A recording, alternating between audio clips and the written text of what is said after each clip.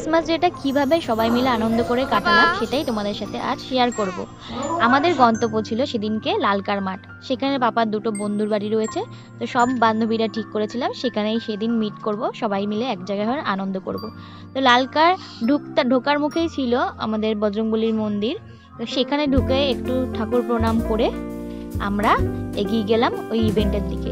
দেখো কি সুন্দর ও আর বন্ধু মিলে খোলা জায়গা পেয়ে দৌড়াদৌড়ি করছে।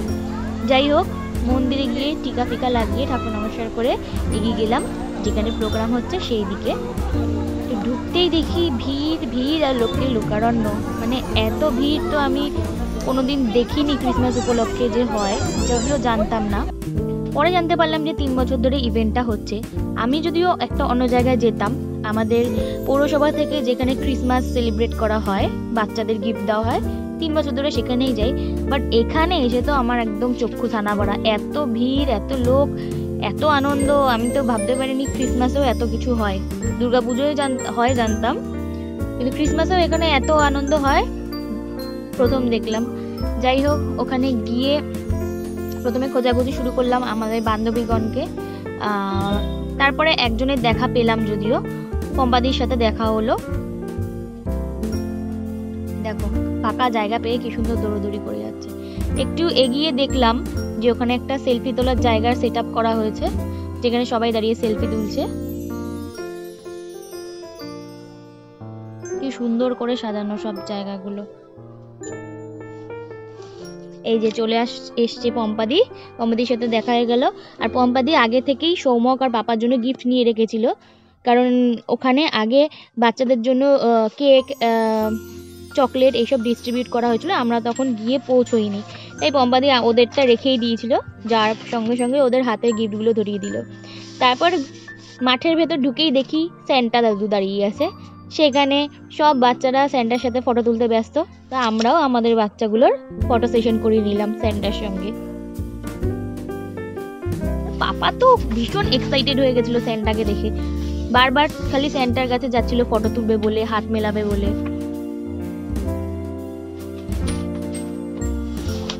অনেক বাচ্চা তো ভয়ই পায়, ওর কোনো ভয় ডর নেই। যাই হোক, মাঠের আরেকটু ভেতর দিকে গিয়ে দেখলাম বাচ্চাদের জন্য সেখানে মিকি মাউস আর জাম্পিং ট্রের ব্যবস্থা করা হয়েছে। তো পাপা তো মিকি মাউস দেখেই খুব এক্সাইটেড হয়ে পড়লো, ও মিকি মাউসে উঠবেই।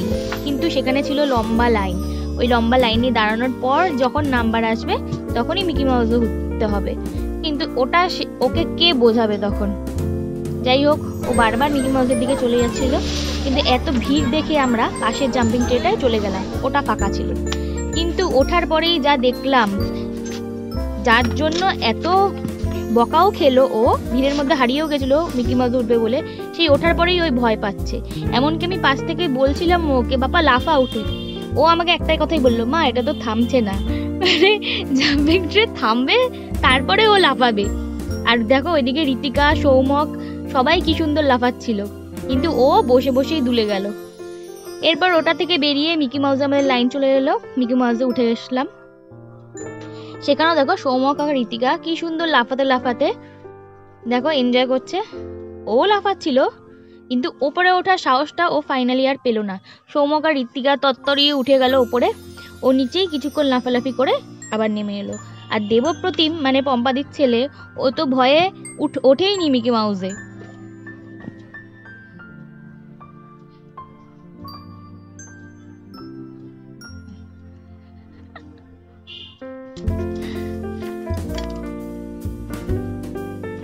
যাই হোক, তারপর আমরা এসে ফুড স্টলের দিকে হানা দিলাম। কি খাবো ভেবে লাস্টে মোমোই নিয়ে নিলাম সবাই এক প্লেট করে। দেখো এখানে ঋতিকার মা আমার পাপাকে খাইয়ে দিচ্ছে মোমো, যেহেতু আমার হাতেও একটা প্লেট ছিল সেই জন্য আমার খাওয়াতে পারছিলাম না আমি। আর তারপর পাপা মারিয়াকে নিয়ে গিয়ে কিনে আনলো কটন ক্যান্ডি। তা আমরা বাচ্চা বুড়ো সবাই মিলেই কটন ক্যান্ডি শেয়ার করে নিলাম। দেখো আমার হাতে ক্যামেরা দেখে মারিয়া আমায় খাইয়ে দিল।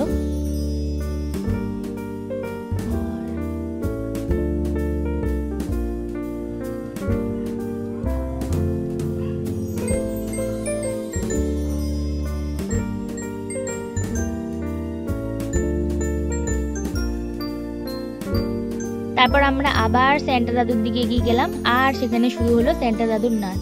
অ্যাকচুয়ালি ওখানে বিশাল জোরে বক্স বাজছিল, আর সেটা দেখে তো আমরা সবাই খুব এক্সাইটেড হয়ে পড়লাম।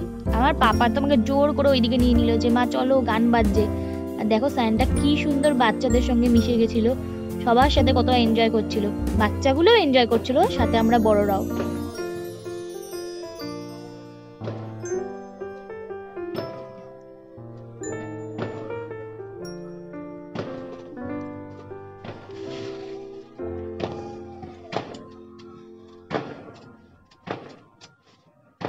সব মিলিয়ে কিন্তু দিনটা দারুণই এনজয় করছিলাম আমরা।